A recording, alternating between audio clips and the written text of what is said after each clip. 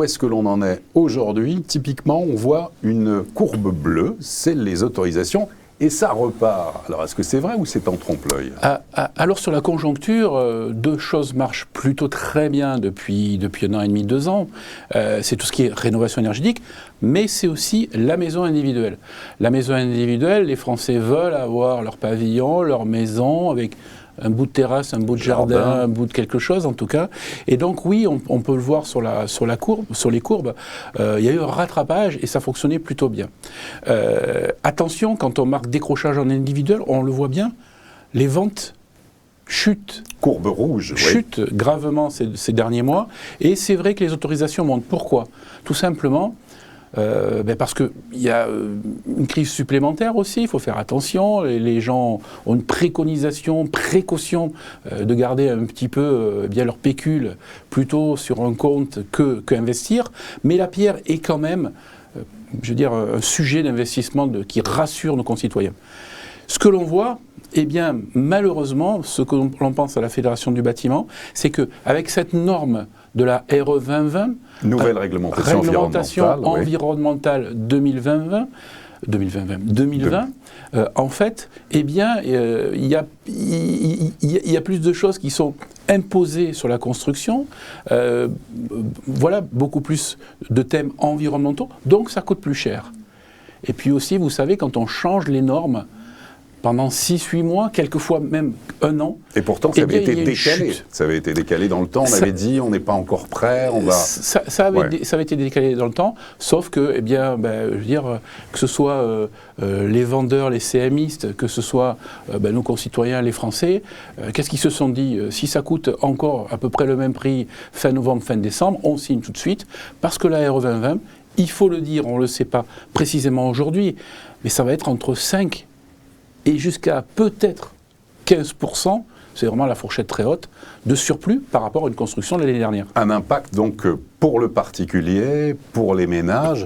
Alors quels sont les principaux freins? On a aussi beaucoup parlé des maires, des refus, des reports des autorisations de construire. Est-ce que ça va mieux de ce côté-là ou pas? Ça ne va pas mieux. En tout cas, ce qu'il y a, c'est que le gouvernement en a pris conscience. Il y a eu la commission Rebsamen qui s'est déjà depuis 1 an qui s'est réunie. Et effectivement, elle a donné des thèmes plutôt vertueux où il faut aller pour justement essayer de décoincer cette production en France de logements neufs, surtout dans le collectif, puisqu'on a dit que la maison individuelle, jusqu'à aujourd'hui, c'était plutôt pas mal, mais dans la construction neuve collective, c'est là où, en 2020-2021, on a eu moins 35% de permis de construire. Donc, évidemment, avec un temps long pour la mise en place des dossiers, le début de la construction dans le bâtiment, eh bien, c'est aujourd'hui qu'on le voit, c'est aujourd'hui qu'on va souffrir. Donc, cette reprise. Donc, les permis de construire, on le sait, ça avait bien commencé avant le Covid. La sobriété foncière, c'est le Premier ministre d'avant, Jean Castex, qui l'a déjà annoncé. Les préfets l'ont un peu diffusé en département. Et donc, cette petite musique qui disait « construire, c'est pas bien », voilà, on la connaît déjà depuis 2018. Le Covid est passé par là, un blocage administratif. Bon, malheureusement, l'État n'était pas équipé en ordinateur portable ou en intranet, externet, tout ce que vous voulez. Le résultat, c'est que nos administrations n'ont pas pu traiter ces dossiers. Et donc, ça a commencé comme ça.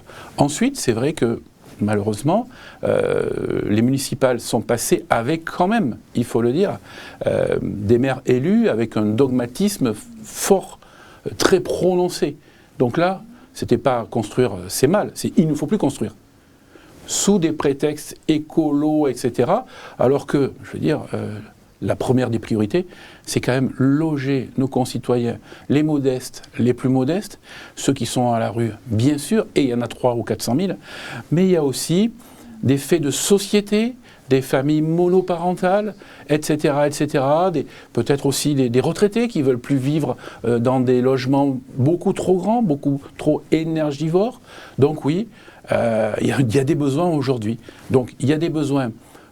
On rénove les logements, on occupe les friches, on surélève les bâtiments, mais ça ne suffit pas. Ça ne suffit pas. Il manque, vous savez, tous les organismes dont la Fondation Abbé Pierre, avec qui on a fait un bel événement le mois dernier. Il manque 1 million de logements minimum en France. Eh bien, chaque année, on peut dire, on prend du retard. Donc oui, il faut vraiment que ça évolue. Je crois que votre première question, faut-il faire du logement une cause nationale? Je crois qu'aujourd'hui, certains candidats et le président candidat de la République aujourd'hui en a pris conscience parce que les chiffres ne sont pas bons. Donc il faut faire quelque chose. Et une crise sociale basée sur le logement, une prise de conscience par nos concitoyens qui sont mal logés, je crois que ça peut faire très mal.